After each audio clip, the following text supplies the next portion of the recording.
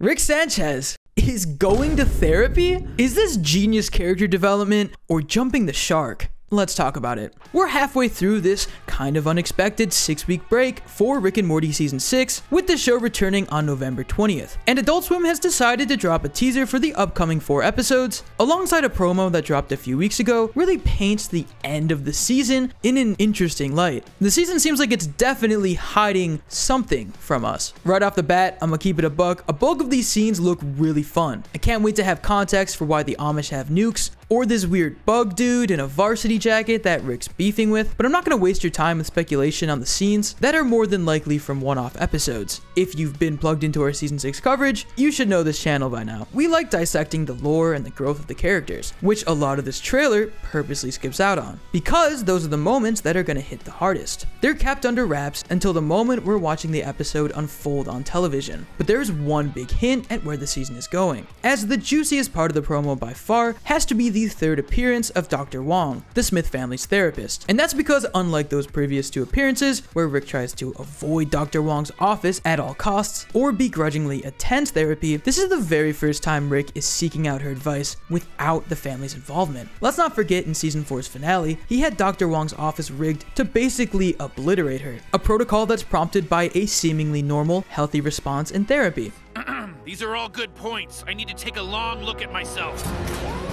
To go from attempted murder to coming to her solo for some one-on-one communication speaks volumes about where Rick is at as a character, and surprise, surprise, I don't think this is actually jumping the shark. I think this is a pretty logical next step in his arc. The timing of this within the larger scope of the show is no coincidence. Rick actively denying therapy was at a time where we were left in the dark about his past, the source of his cynical worldview. But now we know Rick's backstory, we know his hangups, and we know what he really wants deep down. Rick doesn't like being vulnerable with other people, and he desperately wants to be a nihilist, the kind of heartless person that Rick Prime is, which the show is reflected on a multi-textual level, with its battle between episodic adventures that anyone can dive into, and executing a compelling, overarching story that seems to grow and change.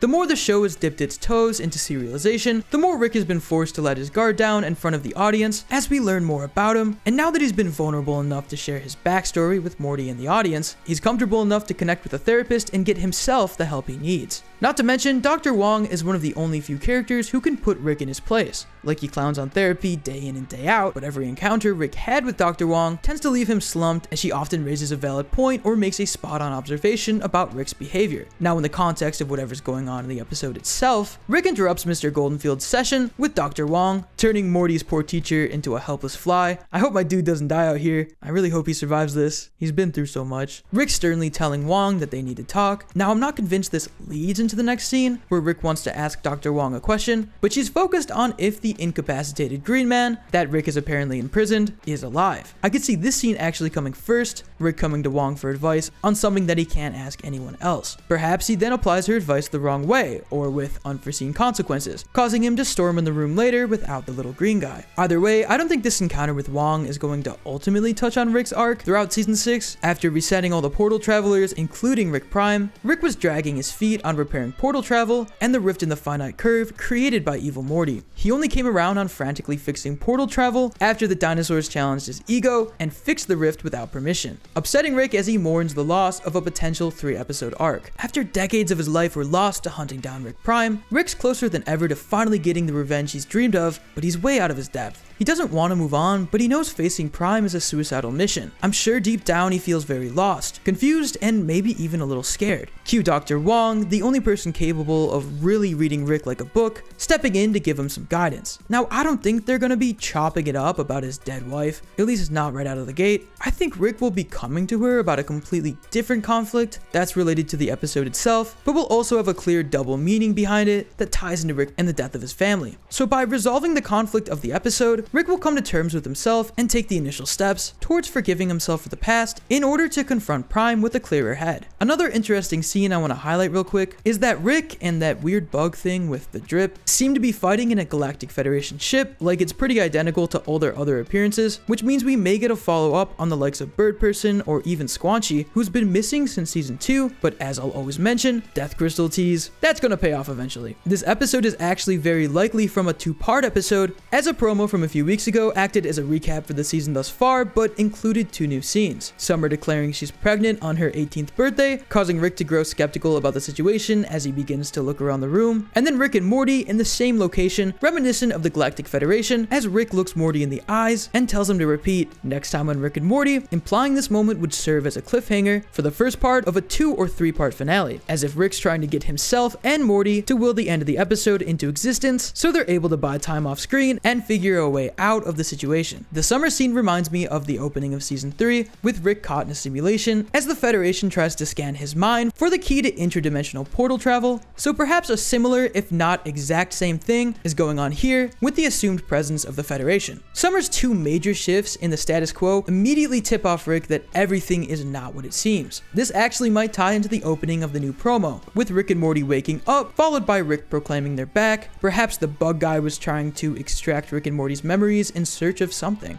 Considering Rick fixed portal travel, it makes sense the Federation would come out of the woodwork once again to try and get the new portal formula from him, only to fumble the bag tremendously. But hey, what better time for the Federation to roll out Squanchy for emotional baggage? I'm not gonna drop it, guys. Squanchy for life. Regardless, I'm pumped to see how everything plays out with this season. This has been the most unique run of episodes the show has put out in years, even if it's been keeping it in the family a little too much in our opinion. There's still some great episodes. But this is where we turn the conversation over to you guys. What do you think? What are your thoughts and predictions? Did you like this trailer? Did you hate it? Let us know in those comments down below. If you enjoyed this video, give it a like and subscribe and hit that notification bell to stay in the loop with all things cartoons. As always, guys, I'm Nemo. This is a Rick and Morty breakdown, and I'll see you next time. Peace.